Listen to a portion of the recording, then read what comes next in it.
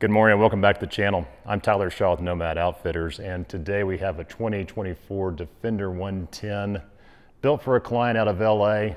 It was a lot of fun to build this one. He wanted to do a full build that was full A to Z, and today we have the pleasure of filming at our good friends up at Freespirit Recreation.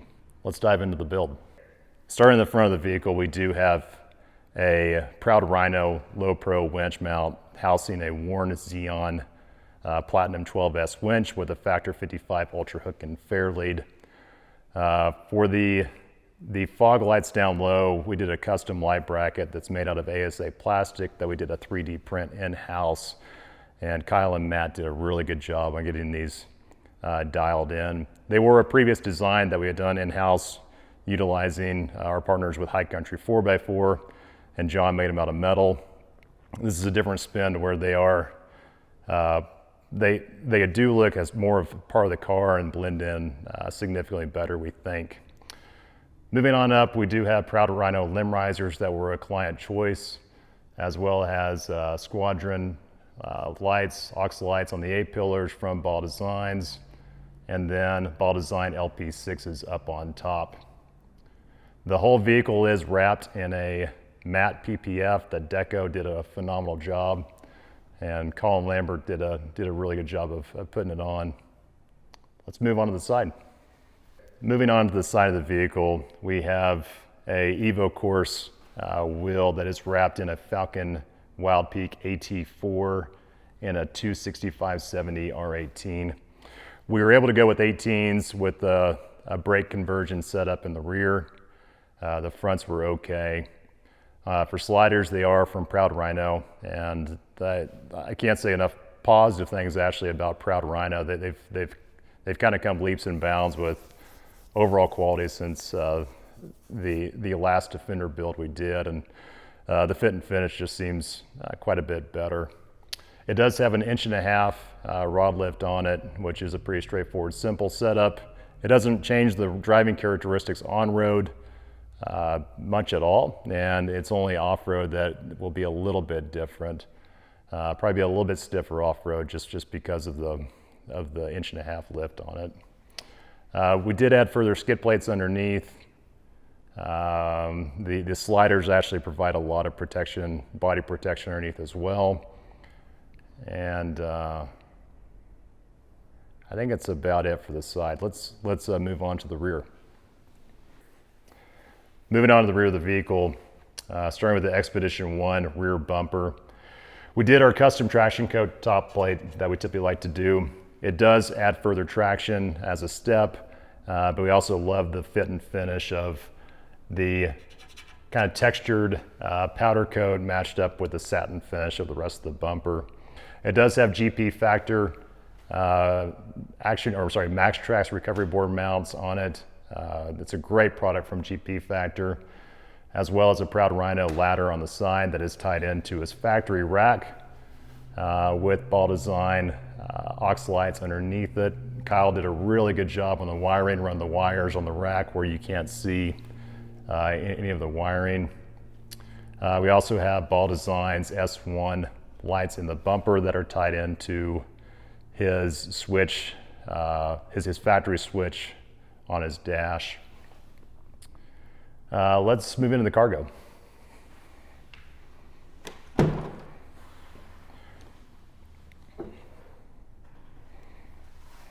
Okay, moving on to the cargo system.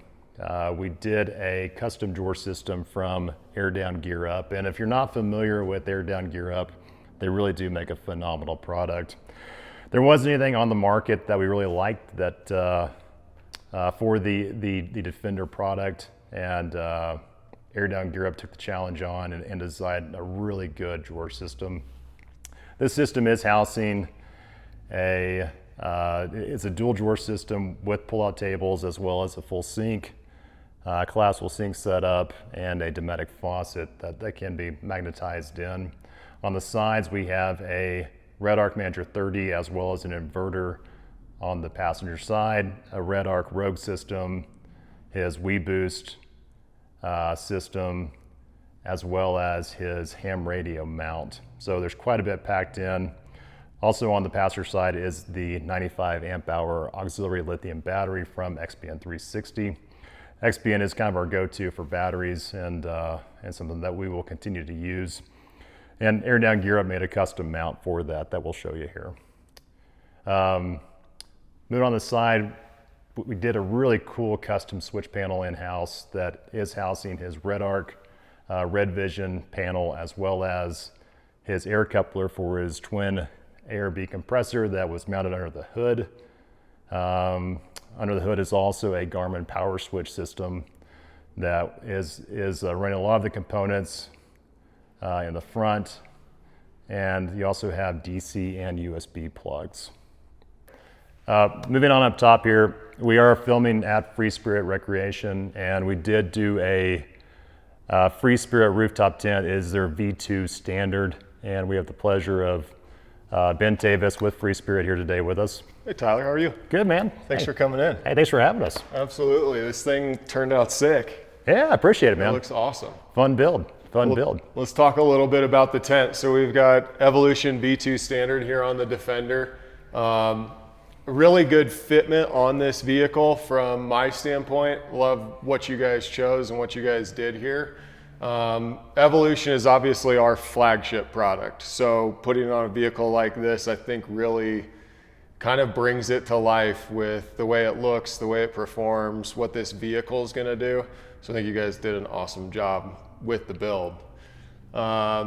Let's touch on just a few things that are maybe unique to Freespirit. Number one, all of our tents are black, and that's aesthetics are first. Like, we want your vehicle to look great, but we want it to perform really well too. So you'll notice that at Freespirit, our brand colors are black and white. They go on anything, they look good on anything. But then from the bottom of the tent, I think the first thing that everybody sees is our open slat design here on the bottom. And it maybe will kind of make people think twice about what are they doing over there. Yeah. And this is really a way where we can put a tent like this on this vehicle and shave some weight out of the bottom. And it's just become really important here at Freespirit. You guys can power wash under these things. It's fully sealed on the underside, so you don't have anything to worry about there. Plenty of storage for bedding. You got 9.5 inches here with this tent, so you can still get into most garages, but gives you a wealth of opportunity and a bunch of options with this tent to do whatever you want and what your clients want. So this is our flagship. We got the most stuff coming out for this tent, including a 6-inch air core, bedding. We're sleeping at Holiday Inn when we put 6-inch air core in there.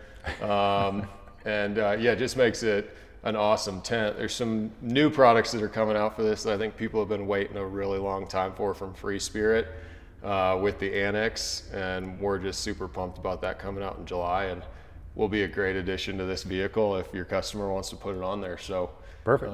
So let's open this thing up and just see just how fast we can get it done and get ready to go to sleep. Sounds good. So you guys got 8 buckles around the tent.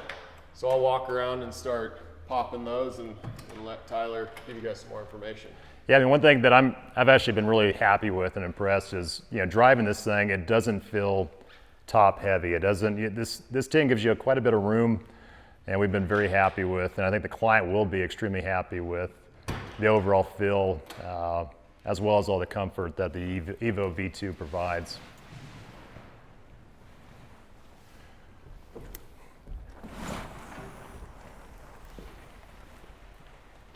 I don't know if it gets much easier than that. That's pretty clean. Pretty quick, pretty clean, and now we've kind of exposed our tri-layer fabric, what we're kind of tried and true, what we're known for here at Freespirit is 4 seasons, and I know you guys have kind of taken hold of that at Nomad, and clients have been happy with it. What do you like about it the most? It's definitely one of our favorite tents. I mean, with the fabric, I think you guys killed it on the fabric, to be honest. It's a 4-season fabric that actually breathes quite well too. Yeah. And so some of these tents, my biggest complaint, and our whole thing is, hey, let's make sure that's something that we recommend for our clients that we know they're going to be happy with, and not just look at how much money are we going to make on this. Yeah. We fully test everything that we recommend, and that fabric is probably our favorite on the market. Well, let's dive into the fabric a little bit, because this thing's heading back to California, right? Yep. So we got a black tent that's going back to California, a desert climate, a warm climate. But the interesting thing about tri-layer is I always kind of explain it to people, it's like a Yeti cooler. So whatever you put into it, that's what it's going to stay. So whether you're running an AC, whether you're running a diesel heater port, you're going to trap that temperature inside.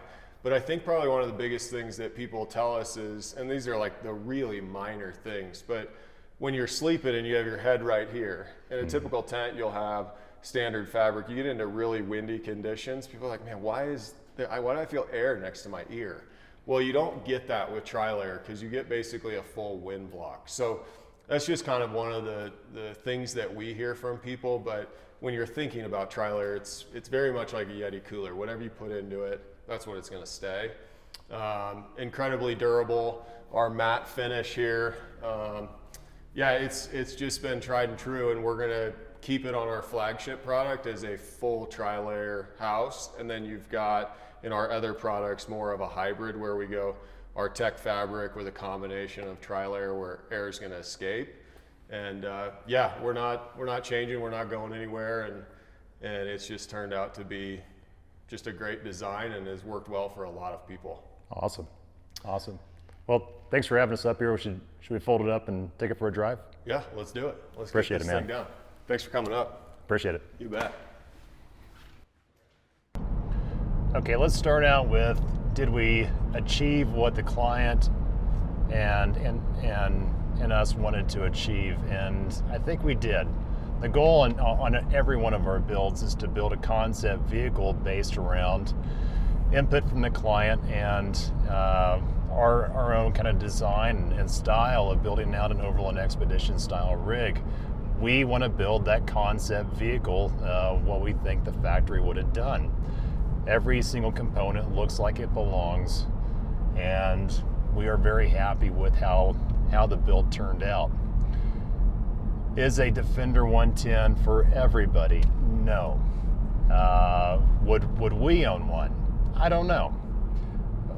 We are very happy with how it turned out. This thing drives amazing.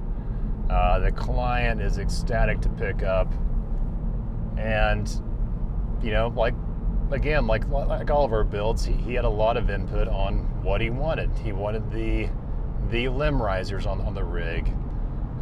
It does pay a lot of homage to what the Camel Trophy rigs and kind of what set Land Rover on the map for being a exploration vehicle and being that rig that the 2/3 of the developing world, it was the first vehicle that they saw. I think it's kind of cool. It's not for everybody. Would we put it on our own rig? I don't know. We are very happy that turned out. It drives great. It does not feel heavy. The suspension probably handles just as well as most of our builds, if not even slightly better. Everything feels good. The air suspension, is it built for longevity? That's a big question mark. Will the Land Rover engine last 150,000 miles? That's a big question mark. There are certain brands that if you want to check that box, Toyota is phenomenal for that. GM is making a lot of headway with what they're doing. Ford and some of the other bigs are making a great vehicle. We honestly love our company Gladiator Diesel and what it has achieved with minimal issues at 60,000 miles. Again, it's not for everybody. We were very happy with it. The client is very stoked, and just building kind of a true one-off rig, I think we very much achieved it. Hope you enjoyed watching. Let us know if we could do something for you. If you got any questions or comments, please feel free to reach out, and we'll see you next time. Thank you.